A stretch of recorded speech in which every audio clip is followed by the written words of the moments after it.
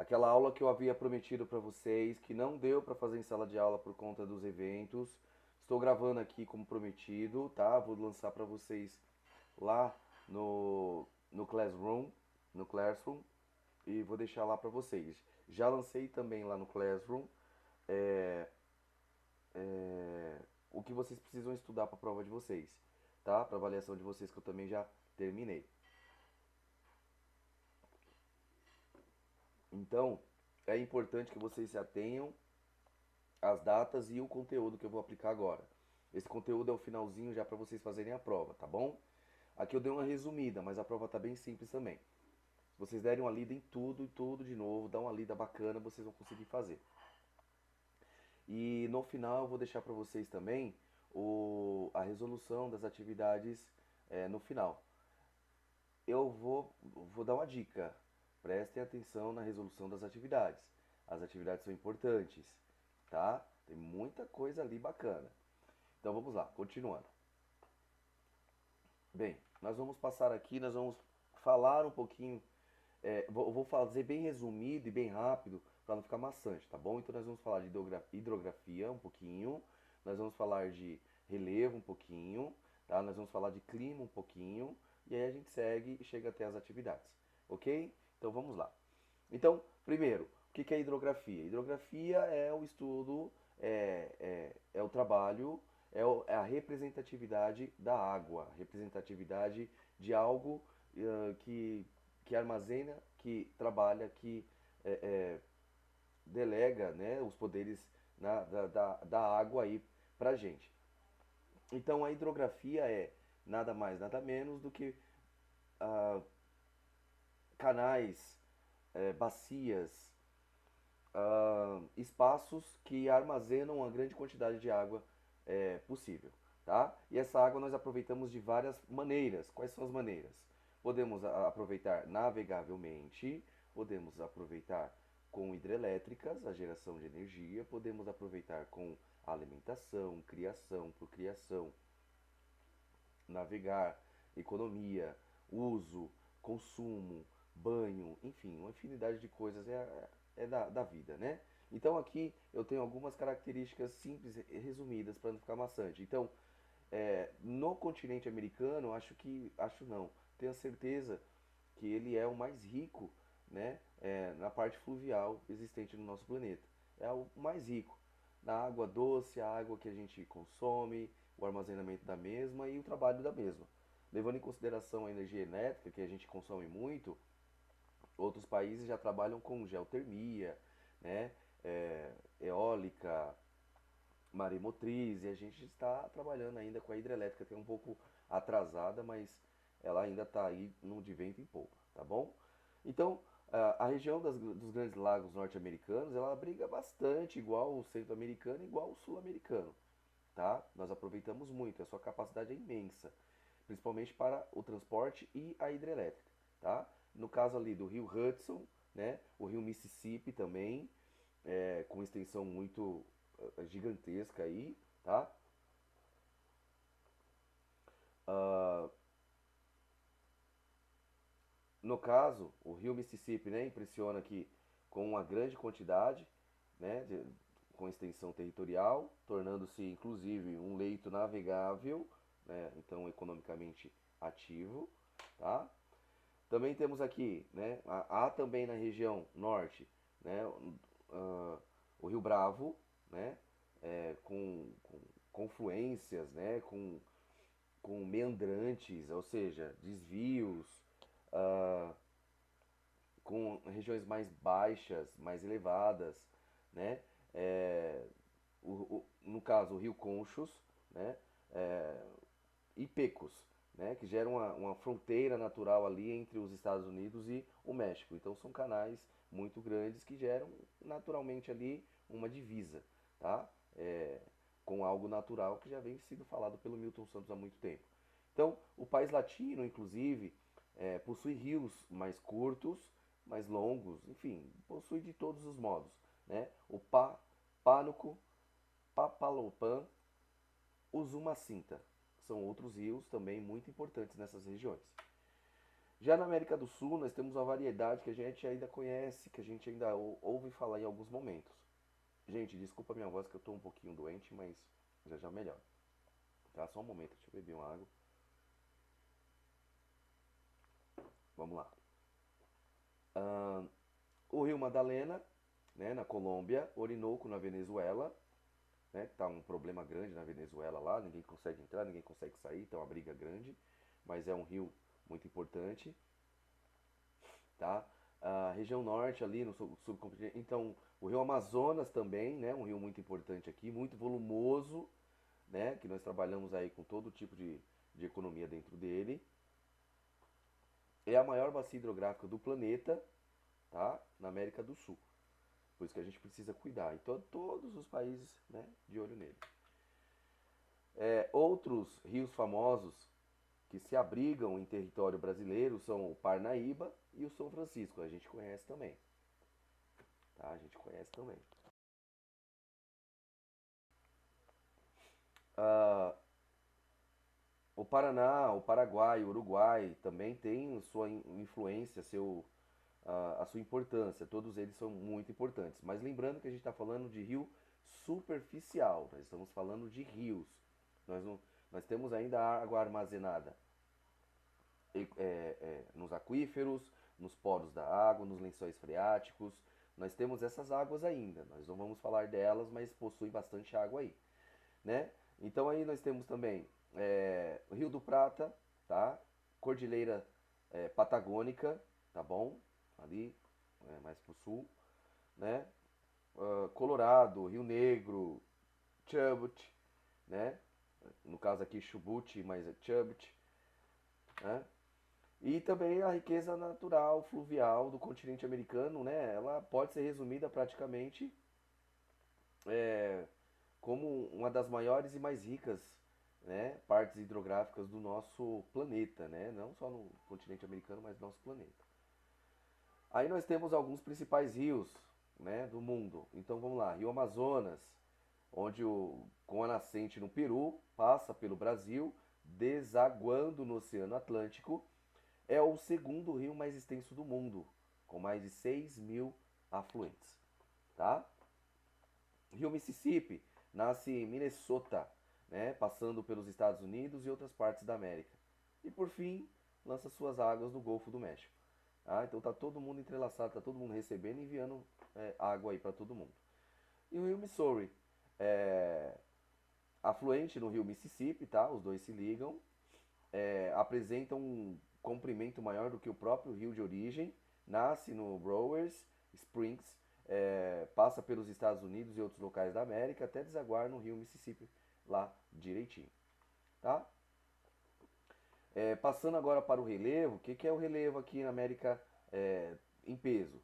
No caso, nós temos essas partes marrom, tá? Quanto mais marrom, mais intenso, maior, mais elevado o local, tá? É um local muito elevado. E quanto mais baixo, quanto mais verde, mais baixo o local. Significa, professor, que quanto mais elevado ele for, né, mais montanhas, mais cordilheiras ele possui, perfeito. E se eu levar pela lógica da ciências, da biologia, da geografia, né, são lugares que sofreram impactos geológicos muito intensos na sua história. Por isso nós denominamos que esses espaços eles possuem escudos cristalinos, que são escudos mais antigos, tá? Esses escudos são muito antigos. Eles sofreram esses choques nas placas tectônicas e esses choques de placa com placa foi uma energia intensa, imensa que aconteceu, gerando a modificação, a transformação daquelas rochas para um escudo cristalino. O escudo cristalino são rochas muito duras, tá? E também bacias sedimentares, que é o caso aqui ó, do Brasil, ó, bacias sedimentares, né? São pequenos sedimentos transportados dessas regiões mais altas para essas regiões mais baixas. Então, em linhas gerais, o relevo da América é proveniente da formação geológica antiga, né? Escudos cristalinos e bacias sedimentares. Olha aqui os dois, tá? Levando em consideração que essas cadeias orogenéticas, o que é cadeia orogenética? São os choques entre placas tectônicas de leste para oeste e de oeste para leste. Tá? Então isso é orogênese, fazendo com que essas placas, esses choques, modifiquem, transformem e elevem, né, todos esses territórios aqui. Por isso que nós temos a Cordilheira dos Andes, México ali, Estados Unidos, enfim. Tá? É uma área de intensa sismicidade, principalmente essa área aqui, ó. Tá? Dizem até que ela está próxima aí de um deslocamento nesse ponto aqui, ó. Né? Se eu não me engano, Grand Canyon, né? Tá aí né, com aquela sismicidade muito intensa. Continuando, planaltos formados por rochas de origem sedimentar são sedimentares. Planaltos formados a partir de uma rocha de origem vulcânica, basálticos. Basalto, gente, é a lava, né, que sai de dentro do vulcão e ela se solidifica, então ela vira basalto. As rochas, quando elas são destruídas, elas são retiradas, esculpidas, elas viram areia, e essas areias são chamadas de sedimentos, tá? São chamadas de sedimentos. E cristalinos são rochas magmáticas que endureceram, virando grandes rochas, e essas rochas são muito duras, então são escudos cristalinos, tá bom? Então, na estrutura geológica, esses planaltos aí, eles têm essas estruturas e essas classificações, justamente pelos choques orogenéticos que aconteceram há milhares e milhares de anos, até a gente descobrir o que está acontecendo hoje, tá? E os estudos acontecendo hoje. Então, as bacias sedimentares, área caracterizada por acúmulo de sedimentos ao longo de muitos anos, tá? Os planaltos localizados nessas áreas geralmente apresentam serras e morros em suas bordas. Exemplo, a Chapada do Bacia do Paraná, tá? Lá também tem essas características. Escudos cristalinos são áreas mais antigas, de terreno resistente e que fornecem alguns recursos minerais, né? Tipo ferro no caso. Os planaltos encontrados nessas regiões são caracterizados por se apresentarem em forma de abóbodas, no caso aqui são arcos, né?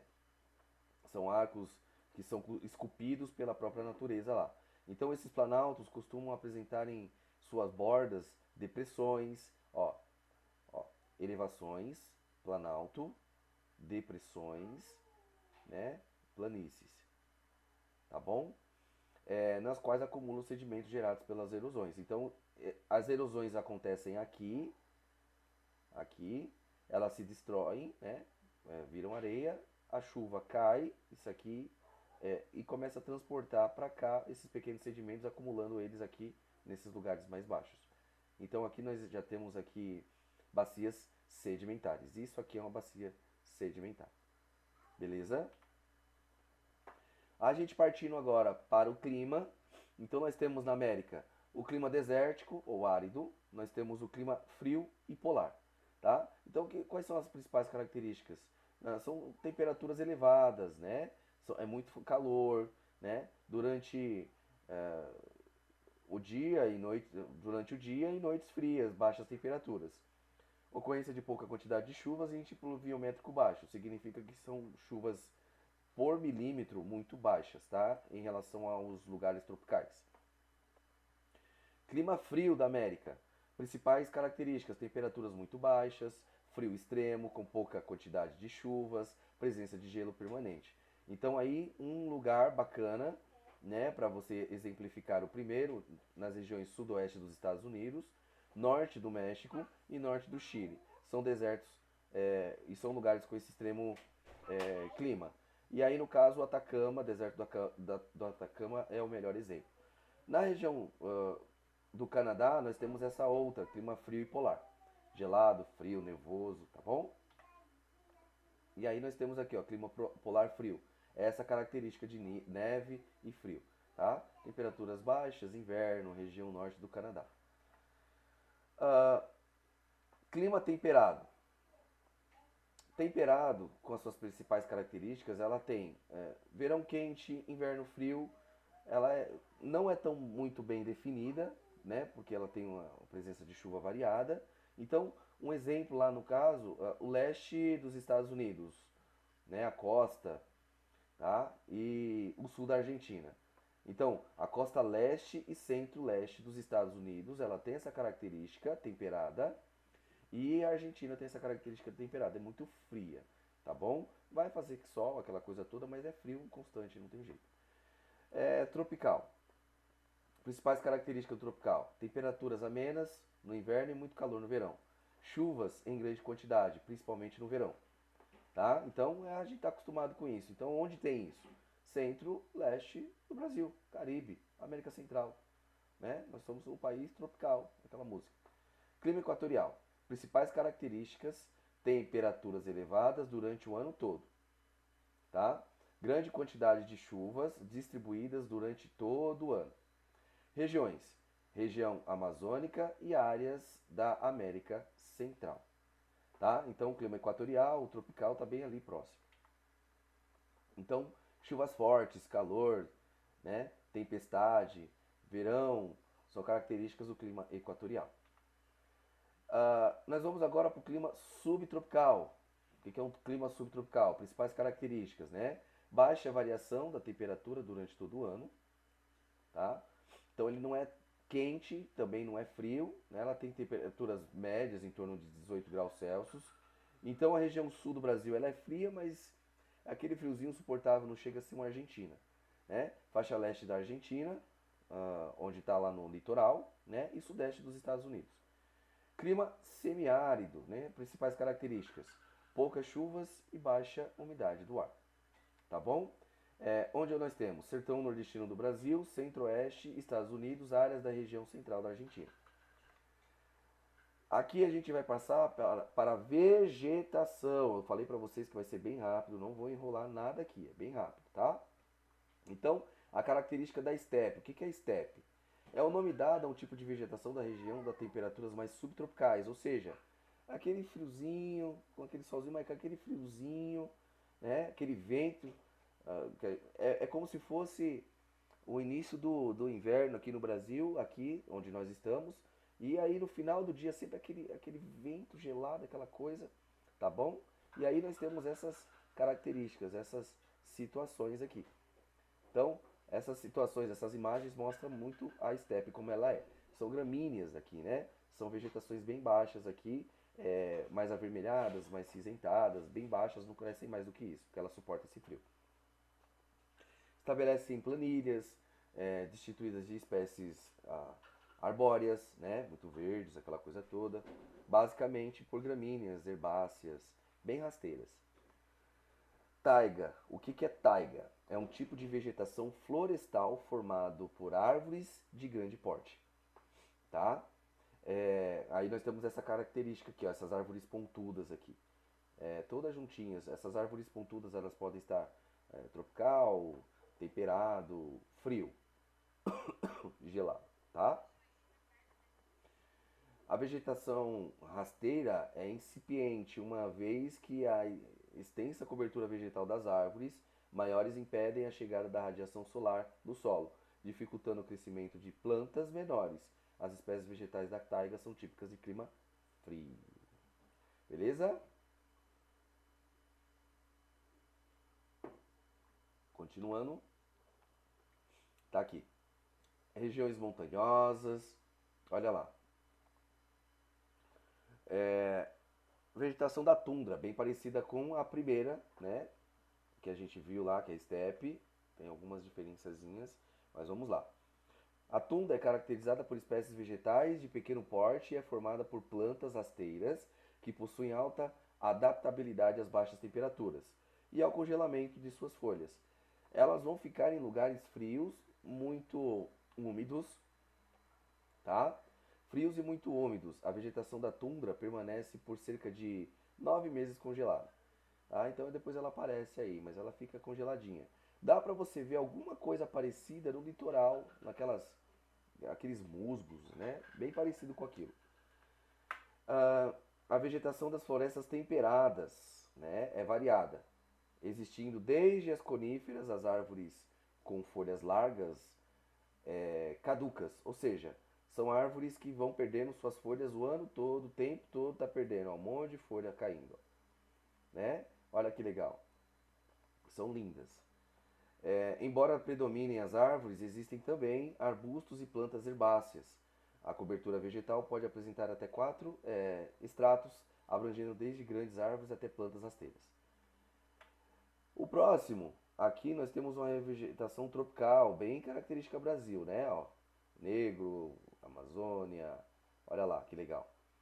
A floresta tropical é rica e abundante, com folhas perenes e sempre verdes, ou seja, folhas que vão deixar a chuva passar, a água passar, tá? A cobertura vegetal é densa e forma um verdadeiro tapete verde. Ou seja, vai caindo folha, vai caindo folha, vai caindo folha, e essa folha caindo, o que que ela vai acontecer? Ela vai formando um tapetão. Então fica aqui, ó, a terra fica aqui embaixo, né? Não vê a luz do sol, não vê nada, e ela vai criando aquela cobertura natural. Em alguns pontos é possível encontrar até 300 espécies arbóreas em 0,1 hectare da floresta. É comum encontrar lianas e plantas epífitas, né? É, Continuando.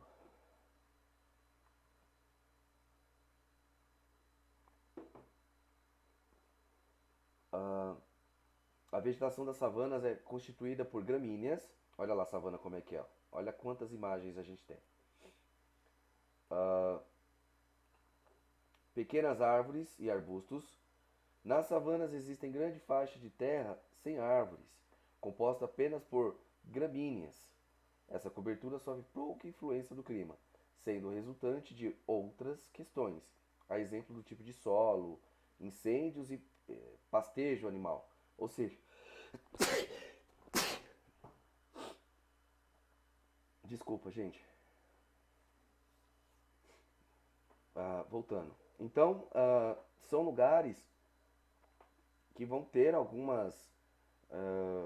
alguns lugares que vão ter bastante vegetações ali altas, como essa daqui, né? É, mas são poucas, tá? O restante aqui é tudo aberto, dessa forma, tá bom? Tem um nome específico, não lembro o nome específico disso aqui, mas tá na ponta da língua. Galerias. São algumas galerias florestais dentro da estepe, da savana, desculpa, que vão formar essas galerias aqui e é característico de savanas africanas também, tá? Bem, aqui eu vou deixar para vocês a.